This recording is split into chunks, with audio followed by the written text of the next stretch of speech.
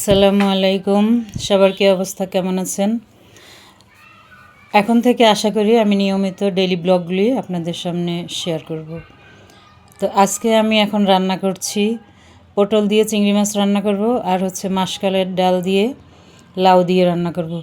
মাসকলাইয়ের ডাল দিয়ে লাউ আমার আব্বার ভীষণ পছন্দ ছিল, আমারও খুব ভালো লাগে। তো খুব বেশি রান্না করা হয় না, কবে যে মাসকলাইয়ের ডাল দিয়ে লাউ খেয়েছি সেটা মনেও নেই। তবে মসুরির ডাল দিয়ে এখন মাঝে মাঝেই খাওয়া হয়। মাসকলাইয়ের ডালটা কেনাও হয় কম, খাওয়াও হয় কম। তো যাই হোক, আমি তরকারিগুলো আস্তে আস্তে কেটে নিচ্ছি। আর এরপরে দুটো আইটেমই আজকে রান্না করব, চিংড়ি মাছ দিয়ে পটল আর হচ্ছে লাউ। মাঝে মাঝে মনে হয় পটল নিজেই যেন কবে পটল তুলে ফেলি। শরীরটা মাঝে মাঝে এত খারাপ হয় যে পটল তোলার সময় হয়ে আসে, এরকম একটা অবস্থা। তো লাউ দিয়ে ডাল রান্না করার জন্য ডালটাকে ভেজে সিদ্ধ করে নিয়েছি, তারপরে আধা বাটা করে ব্লেন্ড করব। তবে এভাবে মাসকলাইয়ের ডালের গুঁড়া হলে সেটা দিয়ে আসলে বেশি ভালো হয়। তো যাই হোক, এখন আমি পটল দিয়ে চিংড়ি মাছটা বসাবো। প্রথমে দিয়ে দিলাম পেঁয়াজ বাটা, এরপরে দিয়ে দিব সামান্য রসুন বাটা আর জিরা বাটা,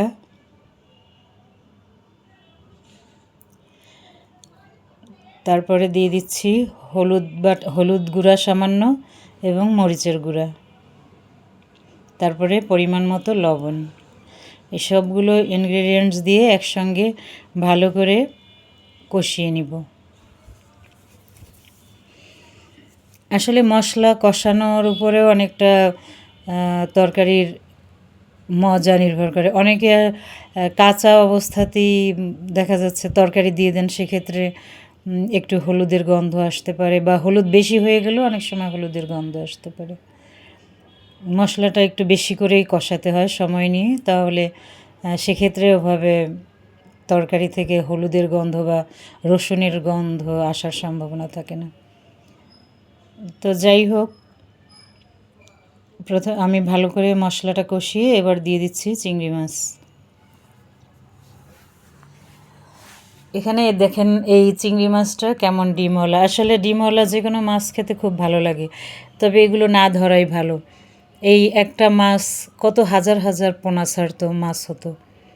আমরা ছোটোবেলায় আমাদের গ্রামের খালে বিলে বা এই আমাদের বাড়ির আশেপাশে ছোট ছোট নালার মতো থাকতো, ওদিকেও মানে এত মাছ থাকতো। আমরা ছোটোবেলায় দেখতাম, আমার দাদা মাঝে মাঝে মাছ ধরতো। অনেক মাছ পাওয়া যেত, অনেক ধরনের দেশি প্রজাতির মাছ। এখন কোনো মাছ নেই। এখন অবশ্য ওয়াপদার রাস্তা বলে, যে বেড়িবাঁধ বলে, বেড়িবাঁধ দেওয়ার ফলে নদীর স্রোত শেষ হয়ে গেছে এবং পলি জমে জমে নদীগুলোও মরে গেছে। এখন আর আগের মতো নদী নেই, নালা নেই।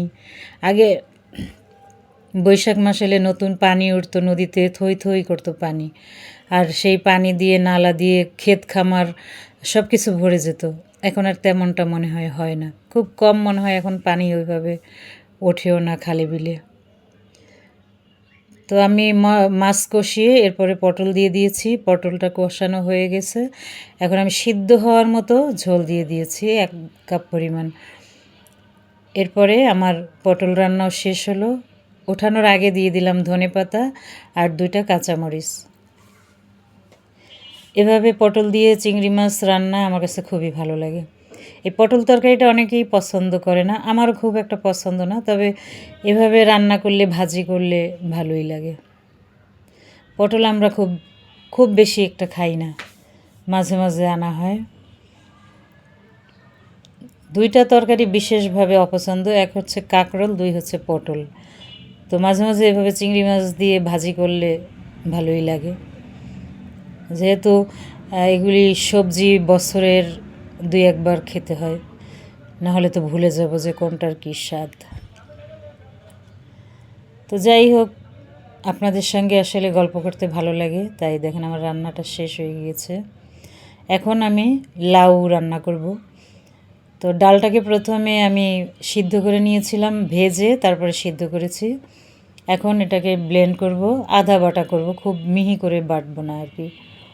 তো এখন এখান থেকে পুরো ডাল দিব না, অর্ধেকটা দিব, যেহেতু আমি লাউ অর্ধেক নিয়েছি। আর এখন ডালের মধ্যে দিয়ে দিলাম 2টা কাঁচামরিচ, আর দিয়ে দিলাম স্বাদ মতো লবণ। এরপরে দিয়ে দিচ্ছি সামান্য পরিমাণ হলুদ। এই ডাল রান্নায় আমি কোনো ধরনের শুকনো মরিচ ব্যবহার করব না। লাউ, চাল কুমড়া, শসা এ ধরনের তরকারিতে আসলে শুকনো মরিচের ব্যবহার করলে সেক্ষেত্রে তরকারি ভালো লাগে না, মানে বেশি ঝাল হলে এই ধরনের তরকারিগুলি স্বাদ লাগে না। তো এখন দিয়ে দিচ্ছি সামান্য পরিমাণ পানি, এই মশলাগুলো সহ ডালটাকে একটু কষিয়ে নিব। ভালো করে ডালটা নেড়ে চেড়ে কষিয়ে নিব।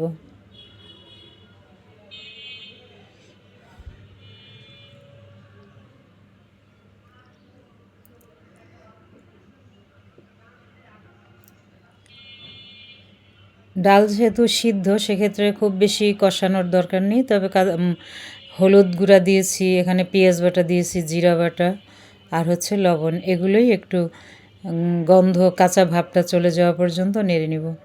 এরপরে এখন দিয়ে দিলাম লাউ। লাউ দিয়েও কিছুক্ষণ কষিয়ে নিব, তারপরে দিয়ে দিব ঝোল।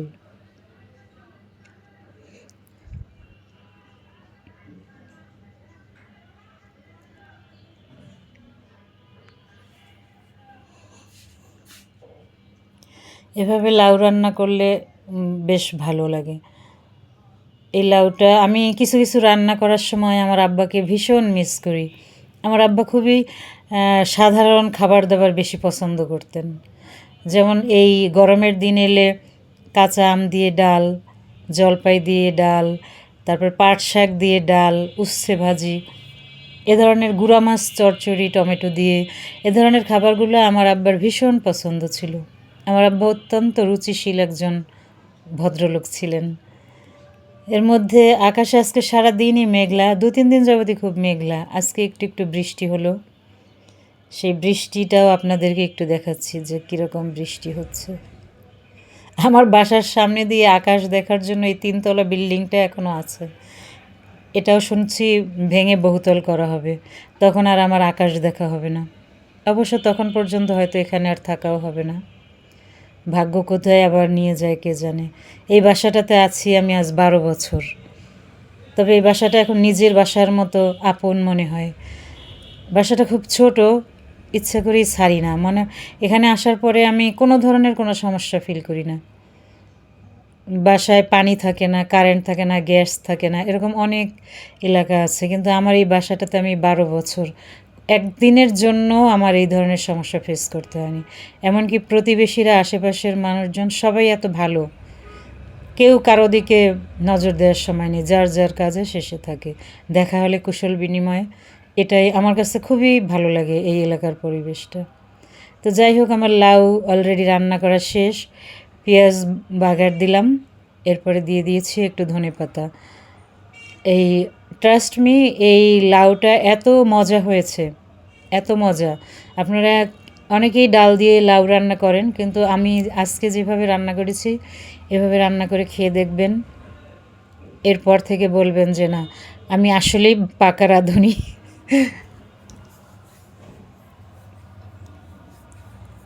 আজকের ডালটা খুবই মজা হয়েছে। আমার ডেইলি ব্লগ কেমন লাগলো